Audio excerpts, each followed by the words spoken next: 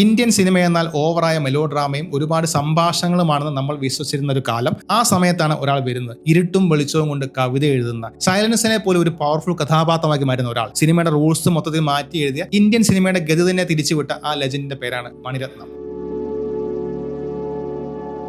Cinema പാരമ്പര്യമുള്ള കുടുംബത്തിലാണ് ജനിച്ചതെങ്കിലും film സ്കൂളിലൊന്നും പോകാതെ മുംബൈയിലെ ജംനാലാൽ ബജാജ് ഇൻസ്റ്റിറ്റ്യൂട്ടിൽ നിന്ന് MBA പാസ്സായ ശേഷമാണ് ഗോപാലരത്നം സുബ്രഹ്മണ്യം എന്ന മണിരത്നം സിനിമയിലേക്ക് വരുന്നത്. 1983 പല്ലവി അനുപല്ലവി എന്ന കന്നഡ പടത്തിലൂടെയായിരുന്നു എൻട്രി. പടം ബോക്സ് ഓഫീസിൽ വലിയ ഓളമൊന്നും ഉണ്ടാക്കിയില്ല. പക്ഷേ ബെസ്റ്റ് സ്ക്രീൻ പ്ലേക്കുള്ള അവാർഡ് കിട്ടിയപ്പോൾ സംഭവം ക്ലിക്കായി. ഇവിടെ ഒരു പുതിയ എഴുത്തുകാരൻ ജനിച്ചിരിക്കുന്നു. പക്ഷേ തന്റെ കഥകൾക്ക് ഇതല്ല ശരിയായ ദൃശ്യഭാഷ എന്ന അദ്ദേഹത്തിന് നല്ല ഉറപ്പുണ്ടായിരുന്നു. ആ ഒരു തിരിച്ചറിവിന്റെ അവസാനമാണ് 1986 നമ്മൾ കണ്ട മൗനരാഗ്. അതുപോലെ തമിഴ് സിനിമ കണ്ട പ്രണയ സങ്കല്പങ്ങളെ മുഴുവൻ മൗനരാഗം എടുത്ത് കിണറ്റിലിട്ടു. അറേഞ്ച് മാരേജ് കഴിഞ്ഞെത്തുന്ന രണ്ടുപേർ, അവർക്കിടയിലെ പ്രശ്നങ്ങൾ, മൗനം, പിന്നെ പതിയെ അവർ പരസ്പരം മനസ്സിലാക്കുന്ന നിമിഷങ്ങൾ. വളരെ റിയലിസ്റ്റിക് ആയിട്ടാണ് മണിരത്നം ഇതെല്ലാം കാണിച്ചു തന്നത്. പടത്തെ ഡയലോഗ് വളരെ കുറവാണ്, പക്ഷെ രേവതിയുടെയും മോഹന്റെയും കണ്ണുകൾ മാത്രം മതിയായിരുന്നു നമ്മോട് കഥ പറയാൻ. സിറ്റി ലൈഫിലെ പ്രണയം വളരെ നാച്ചുറലായി സ്ക്രീനിൽ കണ്ടപ്പോൾ തമിഴ് സിനിമയ്ക്ക് ഒരു പുതിയ ശബ്ദം കിട്ടിയായിരുന്നു. കൂടെ ഇസൈഞ്ഞാനി ഇളയരാജയുടെ BGM കൂടി ചെന്നപ്പോൾ സിനിമ വേറെ ലെവലായി. മൗനരാഗം ഒരു ഇൻഡസ്ട്രി ഹിറ്റ് ആയതോടെ മണിരത്നം തമിഴകത്തെ ടോപ്പ് ഡയറക്ടർമാരുടെ ലിസ്റ്റിലേക്ക് ഒറ്റയടിക്കുക. പ്രണയ കഥകൾക്ക് പുതിയൊരു ഫേസ് കൊടുത്ത ശേഷം മണിരത്നം നേരെ കൈവച്ച് ഗാങ്സ്റ്റർ സിനിമകളിലാണ്. നായകൻ എന്ന ഒറ്റ പേര് മതി മണിരത്നം എന്ന ഫിലിം മേക്കറുടെ റേഞ്ച് എന്താണെന്ന് ലോകം തിരിച്ചറിയാൻ. മുംബൈയിലെ അധോലോക രാജാവായിരുന്ന വരദരാജ മുതലിയാരുടെ ജീവിതത്തിൽ നിന്ന് ഇൻസ്പയർ ആയി ചെയ്തെടുത്ത ഈ പടം ഗാങ്സ്റ്റർ സിനിമകളെ കുറിച്ചുള്ള മുഴുവൻ സങ്കല്പങ്ങളും പൊളിച്ചെഴുതി. കമൽഹാസൻ നടൻ വേലായുധൻ നായകരായി ജീവിക്കുക എന്നൊക്കെ പറഞ്ഞ കുറഞ്ഞു പോകും, അഴിഞ്ഞാടുകയായിരുന്നു. PC ശ്രീരാമന്റെ ക്യാമറ മുംബൈയിലെ ചേരികളിലെ ഇടുങ്ങിയ വഴികളിലൂടെ നമ്മളെ നടത്തിച്ചു.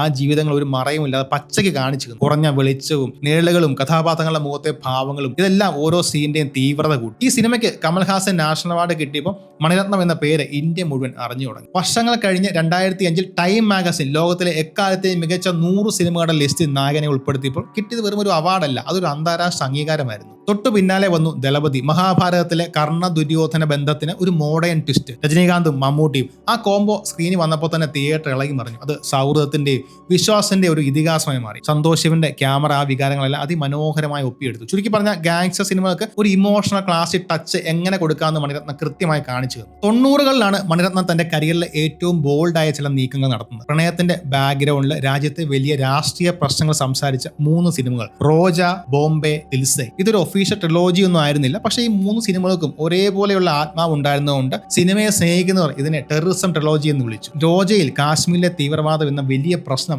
ഒരു സാധാരണ തമിഴ് ഗ്രാമീണ പെൺകുട്ടിയുടെ കണ്ണുകളിലൂടെയാണ് നമ്മൾ കണ്ടത്. ഭർത്താവിനെ തീവ്രവാദിയെ തട്ടിക്കണ്ടു പോകുമ്പോൾ ആദ്യം പകച്ചുപോയ, പിന്നീട് സിസ്റ്റത്തോട് തന്നെ ഒറ്റയ്ക്ക് പോരാടുന്ന റോജയുടെ കഥ രാജ്യത്തിന്റെ തന്നെ നോവായി മാറി. ഈ സിനിമയിലൂടെയാണ് AR റഹ്മാൻ എന്ന മ്യൂസിക്കൽ മജീഷ്യനെ മണിരത്നം ലോക സിനിമയ്ക്ക് സമ്മാനിച്ചത്. റോജയിലെ പാട്ടുകളും ബാക്ക്ഗ്രൗണ്ട് മ്യൂസിക്കും സിനിമയുടെ ഇമോഷണൽ കോർ എത്രത്തോളം വലുതാണെന്ന് നമുക്ക് കാണിച്ചു തന്നു. അടുത്തത് ബോംബെ. ബാബറി മസ്ജിദ് തകർത്തതിന് ശേഷം ഉണ്ടായ മുംബൈ കലാപത്തിന് നടുവിലേക്ക് ഒരു ഹിന്ദു മുസ്ലിം പ്രണയകഥയെ അദ്ദേഹം കൊണ്ടുവന്നു. മതം മനുഷ്യനെ ഭ്രാന്തനാക്കുമ്പോൾ അതിനിടെ പെട്ടുപോകുന്ന ഒരു കുടുംബത്തിന്റെ വേദനയിലൂടെ വർഗീയതയുടെ യഥാർത്ഥ മുഖം അദ്ദേഹം വരച്ചു കാട്ടി.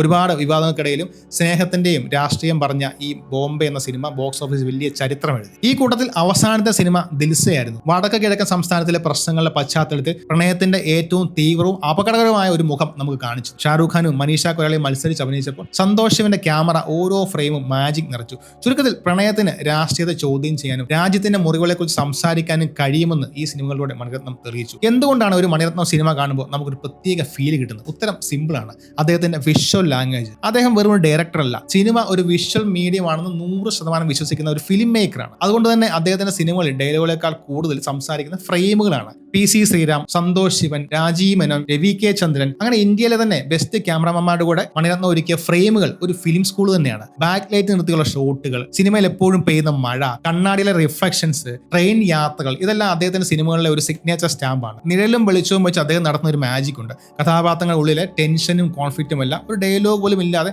ആ ലൈറ്റിങ്ങിലൂടെ നമ്മുടെ ഉള്ളിലേക്ക് കിട്ടും. അഗ്നിനക്ഷത്രം പോലുള്ള സിനിമകളിലെ ലൈറ്റിംഗ് പരീക്ഷണങ്ങൾ അന്നത്തെ കാലത്ത് ഒരു അത്ഭുതം തന്നെയായിരുന്നു. നിറങ്ങൾ ഉപയോഗിക്കുന്നതിലുണ്ട് ഈ മാജിക്. ഒരു ഫ്രെയിമിലെ കഥാപാത്രങ്ങൾ ഇട്ടിരിക്കുന്ന ഡ്രസ്സിന്റെ കളർ പോലും ആ സീനിന്റെ മൂഡ് എന്താണെന്ന് നമ്മോട് പറയും. കൂടെ AR റഹ്മാന്റെ സംഗീതം കൂടി വരുമ്പോഴത്തേന് പാട്ടുകൾ വെറും പാട്ടുകൾ അല്ലാതായി മാറും. അത് കഥയെ മുന്നോട്ട് മുന്നോട്ട് കൊണ്ടുപോകുന്ന പവർഫുൾ മൊമെന്റ്സ് ആയി മാറും. ഈ ഒരു വിഷ്വൽ ബ്രില്യൻസ് ആണ് ഓരോ മണിരത്നം സിനിമയും വർഷങ്ങൾ കഴിഞ്ഞാലും പുതിയതായി നമുക്ക് ഒരു ഫ്രഷായ ഫീഡ് തരുന്നു. മൗനരാഗത്തിലെ റൊമാൻസ് മുതൽ നായകനിലെ അധോലോകം, റോജയിലെ രാഷ്ട്രീയം, ഒടുവിൽ പൊന്നീൻ സെൽവനിലെ ചരിത്രം വരെ മണിരത്നത്തിന്റെ സിനിമാ ലോകം എത്ര വലുതാണെന്ന് നമുക്ക് കാണിച്ചു തന്നു. ഓരോ വിഷയത്തെ അദ്ദേഹം സമീപിച്ച രീതി സിനിമ എന്ന ആർട്ട് ഫോമിനെ കുറിച്ചുള്ള നമ്മുടെ ചിന്തകളെയാണ് മാറ്റിമറിച്ചത്. അധികം സംസാരിക്കാതെ കാഴ്ചകൾ കൊണ്ട് നമ്മോട് സംവദിച്ച ആ സ്റ്റൈൽ അനുരാഗ് കശ്യപ് മുതൽ ഗൗതം മേനോൻ വരെയുള്ള എത്രയോ സംവിധായകർക്ക് പാഠപുസ്തകമായി മാറി. അദ്ദേഹത്തിന്റെ സിനിമകൾ കണ്ടിറങ്ങുമ്പോൾ നമുക്ക് എപ്പോഴും കൃത്യമായ ഉത്തരങ്ങൾ കിട്ടണമെന്നില്ല. പക്ഷെ നമ്മുടെ ഉള്ളിൽ ഒരുപാട് ചോദ്യങ്ങൾ ബാക്കിയുണ്ടാവും. മനുഷ്യബന്ധങ്ങളുടെ സങ്കീർണതയും രാഷ്ട്രീയമല്ല കച്ചവട സിനിമയുടെ ഫോമാറ്റിൽ നിന്നുകൊണ്ട് തന്നെ ഒരു ആത്മാവുള്ള കലയായിട്ട് എങ്ങനെ മാറ്റാമെന്ന് അദ്ദേഹം നമുക്ക് കാണിച്ചു തന്നു. അതുകൊണ്ടാണ് കാലം എത്ര കഴിഞ്ഞാലും നമ്മൾ ആ മണിരത്ന മാജിക്കിനെ കുറിച്ച് വീണ്ടും വീണ്ടും സംസാരിച്ചു കൊണ്ടേയിരിക്കുന്നത്. ഇന്ത്യൻ സിനിമയുടെ ചരിത്രത്തിൽ കാഴ്ചകളെ കൊണ്ട് ഇതിഹാസം രചിച്ച ആ മാന്ത്രികന്റെ പേര് എപ്പോഴും നിലനിൽക്കും. അപ്പോൾ നിങ്ങളുടെ ഏറ്റവും ഇഷ്ടപ്പെട്ട മണിരത്ന സിനിമ ഏതാണ്? എന്തുകൊണ്ടാണ് നിങ്ങൾ ഇത്ര സ്വാധീനിച്ചത്? നിങ്ങളുടെ അഭിപ്രായം കമൻറ്റ് ചെയ്യുക. ഈ വീഡിയോ ഇഷ്ടമായെങ്കിൽ ലൈക്ക് ചെയ്യുക, ഷെയർ ചെയ്യുക. കൂടുതൽ സിനിമാ കഥകൾക്കായി ചാനൽ സബ്സ്ക്രൈബ് ചെയ്യുക. Thank you.